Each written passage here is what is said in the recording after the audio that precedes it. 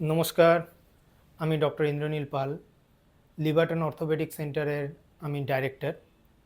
লিভারটন orthopaedic centre এমন একটি hospital যেটা শুধুমাত্র অর্থোপেডিক চিকিৎসার জন্য প্রতিষ্ঠিত।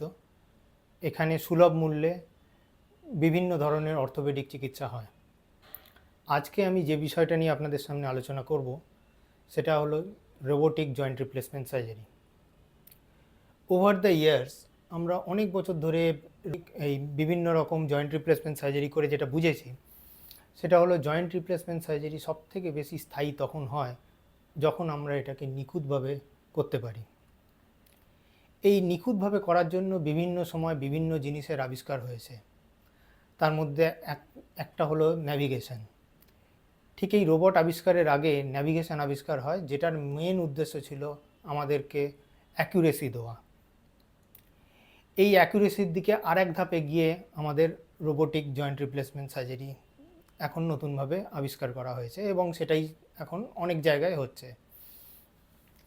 এই রোবটটা কি সেই ব্যাপারে আপনাদেরকে একটা ধারণা দেওয়ার জন্যই আমি এই ভিডিওটা করছি।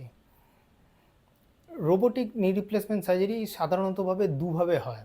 একটা হচ্ছে গিয়ে রোবোটিক সার্জারি যেখানে রোবট পুরোপুরি কাজটা করে, আর দ্বিতীয় ধরনের রোবোটিক নি রিপ্লেসমেন্ট সার্জারি যেটাকে আমরা বলি হিউম্যানয়েড রোবট বা এআই জেনারেটেড রোবোটিক সার্জারি।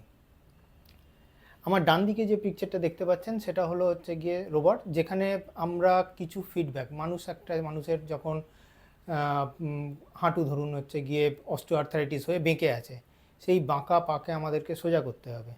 সেটা করার জন্য আমাদেরকে রোবটের সাহায্য নিতে হবে। রোবটকে আমরা কিছু ফিডব্যাক দিই যে এনার হাঁটুটা কেমন, কত ডিগ্রি অবধি বাঁকা আছে, চোরা আছে, সেইগুলো হচ্ছে গিয়ে রোবট ফিডব্যাক নেয়।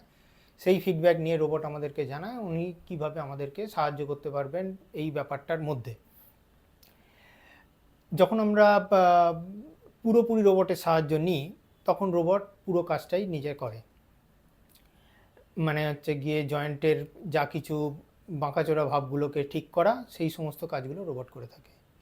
দ্বিতীয় আরেক ধরনের রোবট যাদেরকে আমরা বলি হচ্ছে কি হিউম্যানয়েড রোবট, যেটা আপনি আমার এদিকে দেখতে পাচ্ছেন, মানে হিউম্যান এবং রোবট দুজনে একসঙ্গে কাজ করা স্টার্ট করে। এক্ষেত্রে কি করা হয়, আমরা এক ধরনের এই রোবোটিক গ্লাস পরি, বিভিন্ন রকম কোম্পানির বিভিন্ন, যেমন এটা একটা পিক্সি কোম্পানির গ্লাস। এর মেন উদ্দেশ্য হচ্ছে আমাকে হিউম্যান বডির মধ্যে কতটা ডিফর্মিটি আছে চোখের সামনে দেখিয়ে দেওয়া এবং অ্যাকিউরেট মাপঝোপ অনুযায়ী।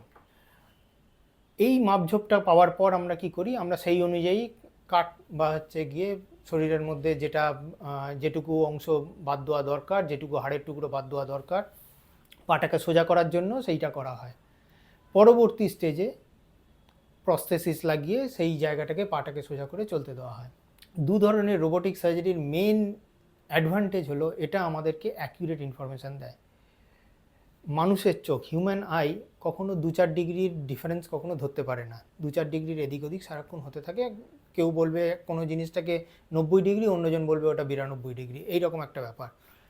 কিন্তু যখন আমরা রোবটের সাহায্য নিই, রোবট আমাদেরকে অ্যাকিউরেট মাপ দিতে পারে, যে কোনটা 1 মিলিমিটার কোনটা 2 মিলিমিটার সেটা আমাদেরকে তফাৎ দিয়ে দিতে পারে, কোনটা 1 ডিগ্রি কোনটা 5 ডিগ্রি সেটার তফাৎ আমাদেরকে দিয়ে দিতে পারে।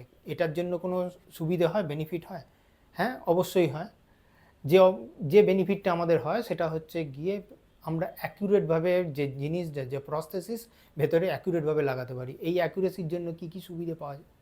নাম্বার 1 সুবিধে যেটা পাওয়া যায়, এই যে জিনিসটা যেটা লাগানো হলো, যে প্রস্থেসিসটা লাগানো, তার লনজিভিটি অনেক বেড়ে যায়।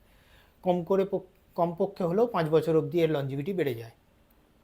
এছাড়াও যেটা হয়, এই রোবোটিক করবার সময় আমাদের ব্লাড লস খানিকটা কম হয়, কারণ আমরা রোবট যখন করি খানিকটা কম ছাড়াই রোবট বাকিটুকুকে বুঝে নেয়।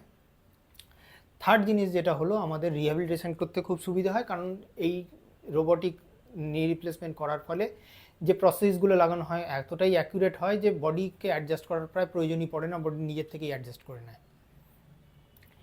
এই তিনটে মেন কারণের জন্যই রোবোটিক রিপ্লেসমেন্ট সার্জারি এখন আধুনিককালে অনেক বেশি পপুলার হয়েছে। ডিসঅ্যাডভান্টেজ কি যদি আপনি আমাকে জিজ্ঞেস করেন, মেন ডিসঅ্যাডভান্টেজ যেটা হলো, রোবটের নিজস্ব একটা আলাদা খরচা আছে। সেই খরচাটা অলরেডি যে কস্ট ছিল তার সঙ্গে যোগ হয়। তবে এই খরচা দিনকে দিন অনেকটাই কমে এসছে এবং মানুষের সাধ্যের মধ্যেই চলে এসছে।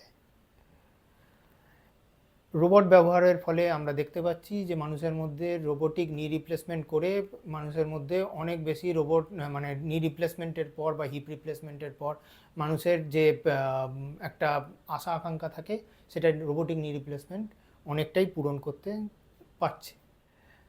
তো আজকে আমরা যেগুলো বললাম সেটা হচ্ছে গিয়ে রোবোটিক নি রিপ্লেসমেন্ট বা robotic hip replacement, joint replacement সার্জারির একটা নতুন আবিষ্কার, যেটা মেনলি করা হয়েছে যাতে যে প্রস্থেসিসটা যেটা বসানো হয় সেটা অ্যাকুরেটভাবে আমরা বসাতে পারি। এই অ্যাকুরেসিটার দিক দিয়ে তাকিয়ে রোবট আমাদেরকে, আগে হয়তো 90 ভাগ 95 ভাগ আমরা অ্যাকুরেট হতাম, এখন 100% অ্যাকুরেট হতে পারছি।